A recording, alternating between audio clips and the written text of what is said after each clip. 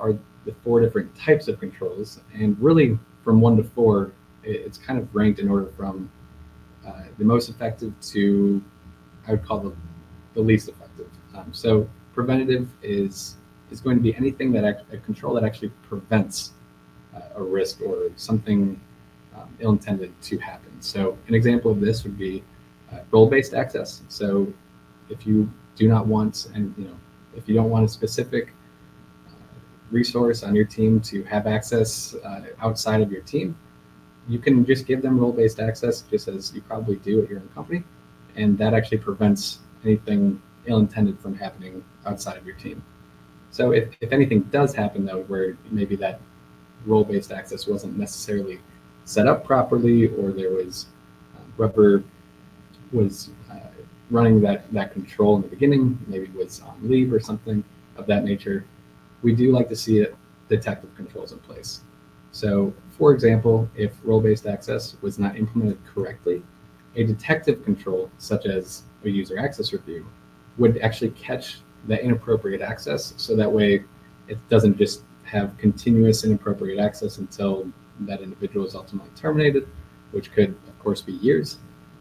This detective control would actually, on a certain frequency, whether that's monthly, quarterly, annually, whatever may be the case, actually dives into and kind of, we call it cleansing the user listing, making sure that no terminated employees are on there, no transferred employees who have no use for that access anymore, it has that access. So that would be kind of the idea of a detective control.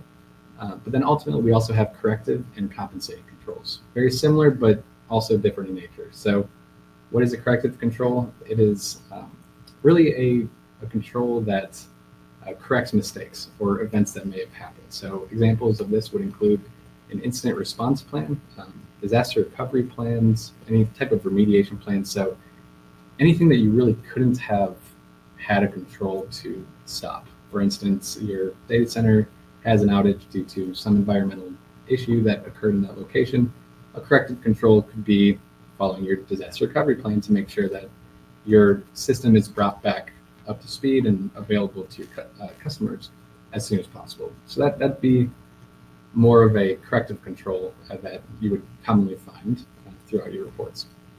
And lastly here, a compensating control. So common one with this one, well, what is a compensating control? So this is something that's in place to ensure that if there is a control failure, that there's a secondary control to mitigate the impact of that failure. So a very common one that we've seen with companies, especially companies that don't have a large presence in their change management department, would be the implementation of a file integrity management software. So this is something that is a solution to an imperfect situation where you may not have the ability to have a robust change management team, that you have multiple people developing code, separate completely from another group of people who has access to implement it to production. If that sounds familiar to your company, you probably have a file integrity monitoring system, a way for you to kind of make sure that changes that are implemented by the same person who developed it still fall within the typical bounds of what's generally acceptable in that system.